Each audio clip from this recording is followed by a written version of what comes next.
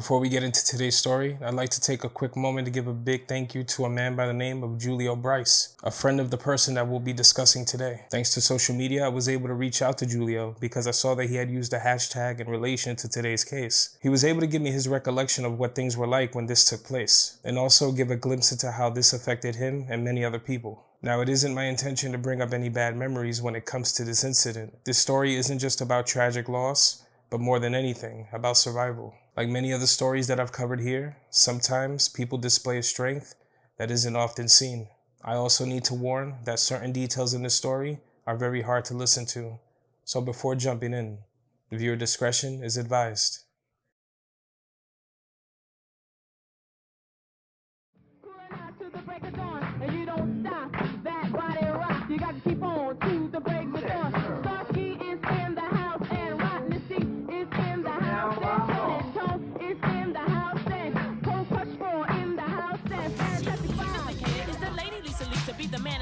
You got to be my only. I'll always hold you secure in my arms real tight. Squeeze you real good till you feel just right. I have a heart of gold I want to share with you and give you the type of loving that you never been through. And if you hip-hop's fine, you see, I can flow off tempo, on tempo. It makes me no zip. I mean this, so I'll be like Osiris, ready at the mices. If you talking females, it's sustained out the nicest. Watch the sip, she got my crew, he be the lyrical prophet. If you put the fat beat on the freestyle, he will drop it. Up. I'm in the L coupe early when them doors lift up. Y'all can't be serious sending balls at 5. Till I call, make sure call, make me done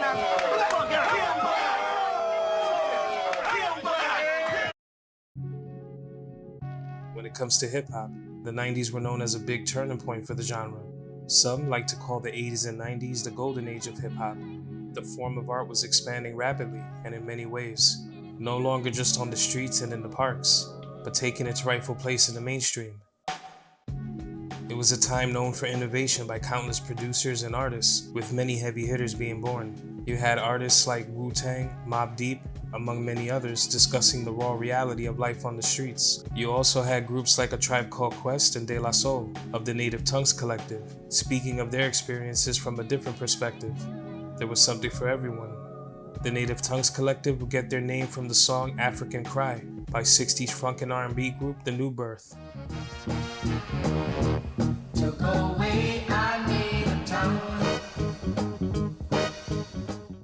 The same way that name was inspired by a line from that song, the 80s and 90s would also pave the way for new techniques in production as things continue to evolve, with producers becoming inspired by songs from the past, sampling classic tunes. With the genre growing so rapidly, there would be many acts that formed over the years. Many would go on to achieve mass success, starting from nothing and working their way up in a very competitive climate. At a time where you couldn't just call yourself an MC, you needed the skills to back it up. No internet and no viral moments to jumpstart your career. You either had it or you didn't.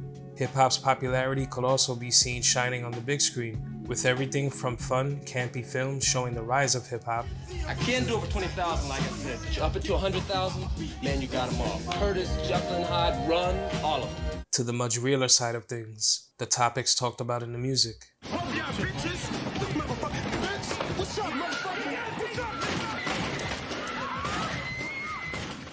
Outside of the mainstream sounds today, you can still find artists across the board who deliver a familiar sound in their music. You know I'm well connected, staying packed, got a small weapon. There's something about it, leaving nigga breathless. The Upper West where nigga rapping, the block hectic. Regular scales, I get the metric, my Uzi weigh a ton. I'm correct, I cook it myself, I couldn't find a chef. All I know is by the work, you don't know what's coming next. Know them gon' come along when they see you at your best. I would try and buy a half a hole and tell them. Not from the BX, the Puerto Rican T-Rex. Walk in the wrong hood and get a ham into your V-neck. Smoother than the Kleenex in a dirty apartment, use a Target. I'm not another starving artist, that's Now, there were many artists who weren't as well known in the genre, but equally talented, and we're here to talk about one of those today. A hip-hop group out of New York City who had the brains, the skills, and the drive to become just as successful as others. But while on that path to success, before they could ever really take off, they'd experienced one tragic event that changed everything for everyone involved. On today's episode of Evil Intentions, this is High Roller, the story of Rushiandra Cooper.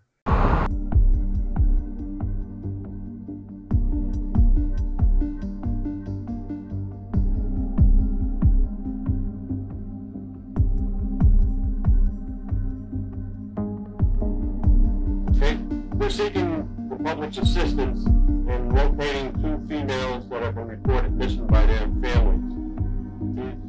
Rushiandra Cooper was born on January 5th, 1973, and resided in Brooklyn, New York. She was born to 2 loving and caring parents. She attended St. Mark's Day School and graduated from Brooklyn Technical School. Rushiandra, 23 years old, who also went by Rushi or Mellow, was described as a beautiful and intelligent young woman with the world at her fingertips. To those close to her, she was always seen as a leader, and it showed through her passions. Julio would meet Rushiandra in high school, and they immediately hit it off, becoming great friends. She was described by him as a beautiful woman with a keen sense of style, someone very sweet and very gentle, but also very intense, without being imposing. She had many men who were taken by her beauty. It was very hard to not crush on someone like Rushi. She was a beauty, and she had the personality to match. Rushiandra was a straight-A student with a 4.0 GPA while she attended Brooklyn College. She was a psychology major while there, and she would go on to graduate. She spent a lot of her time mentoring children who weren't getting the best education.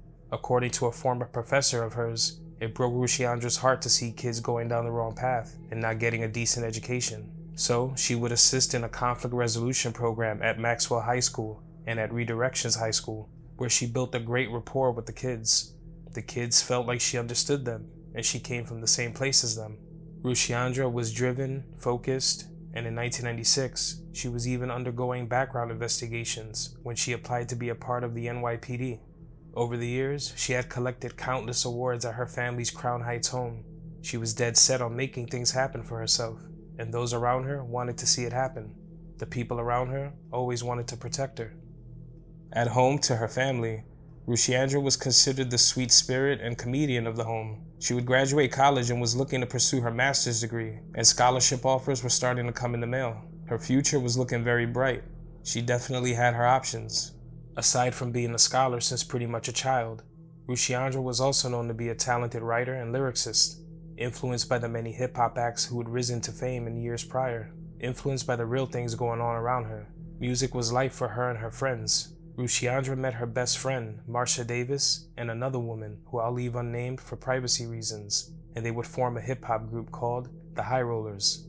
This was around 1990 or 1991 according to sources, although according to Rushiandra's sister, a hip-hop group and the love for the art was something that they started a long time ago when they were kids. Marsha, residing in the Forest Hill section of Queens at the time, was someone who knew Rushiandra since they became friends in parochial school. Both of their families were very close.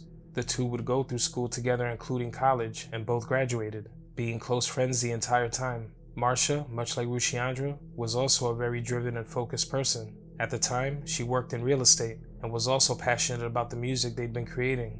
Their mission as a hip-hop group was to convey a positive message while discussing the reality that surrounded them. The group had began performing at local venues and building a reputation, networking, and getting to know others in the industry. According to those close to the young ladies, they knew people who were well established in the industry, and they were just about to start taking off. People wanted to see them make it.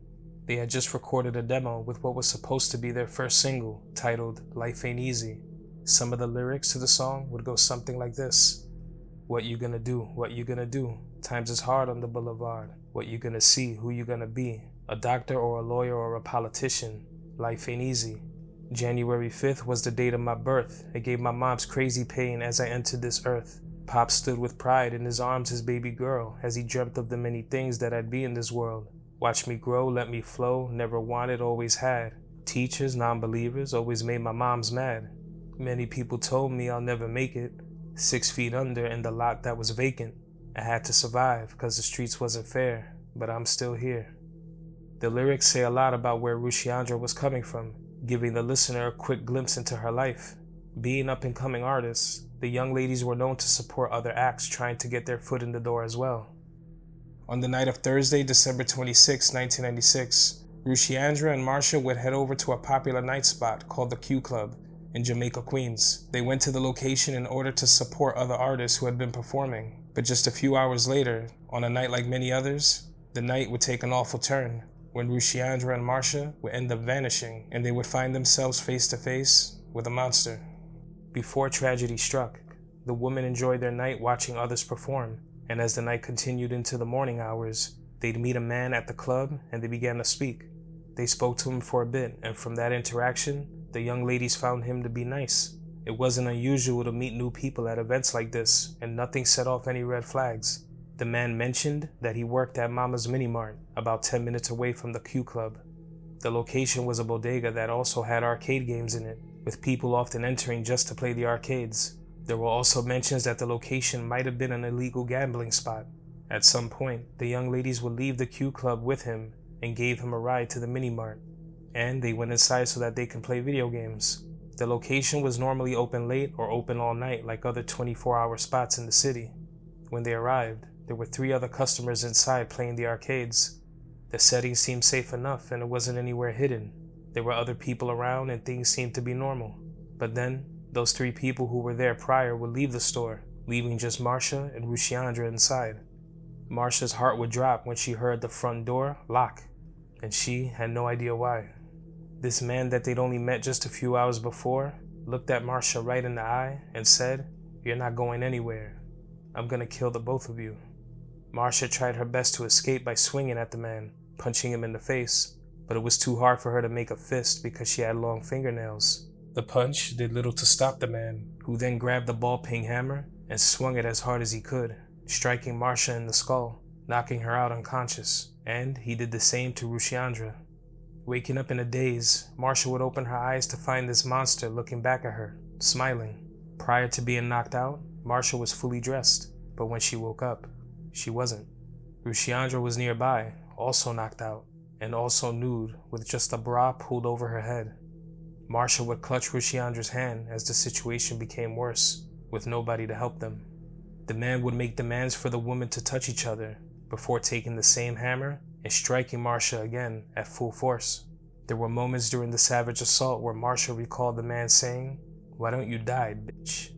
After this, all Marsha remembers is more blows to the head before passing out again.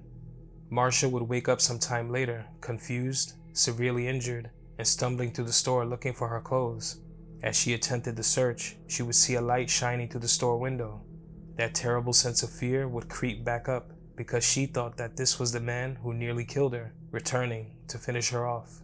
But thankfully, it was someone who had been searching for her and Rushiandra. She was pulled out of the store by the people offering their help shortly after midnight, Sunday, December 29th, nearly 2 days after they'd been reported missing. Unbeknownst to Marsha, as she lay in the store, slowly dying, just hours after the deadly attack, the man stole the car that her and Rushiandra were driving in, a 1990 Lexus that belonged to Rushiandra's sister. He drove the car until he crashed on the Long Island Expressway near the exit to New Hyde Park. The car was found around 10:30 a.m. that Friday. People who saw the wreckage stated that they saw a man behind the wheel before he got out and walked across the highway. He then ran off, and they didn't see him again. Inside of the car, authorities found blood and loose jewelry belonging to the women, leading to the alerts being put out, and very serious fears of foul play starting to set in for the families of the young women. This would start the search for them. Meanwhile, they were in the store the entire time. According to reports, a man named Robert Jackson, one of the people who found Marsha and Rushiandra, recalled the moment he put 2 and 2 together. Jackson mentioned that one of his friends, who also attended the Q Club that night, recognized the 2 women when the news showed their pictures. His friend remembered seeing Rushiandra and Marsha speaking with a man at the mini mart nearby around 5 a.m. that Friday morning, just a few hours after being at the Q Club. The men went to the store and lifted the gate to look inside. The place was ransacked, and they would see someone's foot starting to move. In a hurry, they broke the store's window to make their way inside. They would hear Marsha's faint voice saying, "Help me, help me," as she sat in the car seat of an arcade game, covered in blood, dazed and confused. Marsha was put in a car and taken to a nearby hospital where she was listed as in critical but stable condition. At this point, just happy with having survived this attack, Marsha was just thankful to be alive. She thought that Rushiandra, like herself, was recovering from her injuries in another hospital, but the awful truth was much worse than that. What Marsha didn't know was that when she was found and taken to a hospital, Rushiandra's battered body was found inside the store, and she was dead. Her death was caused by blunt force trauma to the head, as confirmed by a medical examiner, because this man, during his attack, had delivered a total of 19 vicious blows to Rushiandra's head with that same ball-peen hammer, creating a hole in her skull, taking her life with no second thought. He would deliver the same brutal attack on Marsha, thinking he left her dead as well, but she was still here.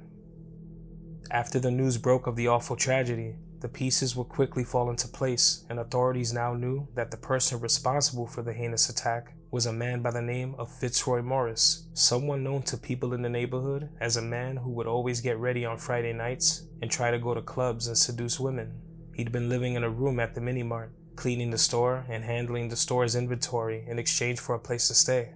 Through their investigation, officers would learn that Morris was an avid gambler and someone who would often spend time in Atlantic City since he was previously a casino card dealer. They put the word out and they notified the Gaming Commission and all casinos to let them know that they were looking for Morris. And on Tuesday, December 31st, right before 1997 hit, detectives would receive a tip that Morris was at the Claridge Hotel Casino in Atlantic City. Detectives were flown to the casino via helicopter in a hurry to catch up with Morris. They found him at the casino and arrested him straight away. When they found him, he was about to play a game of blackjack.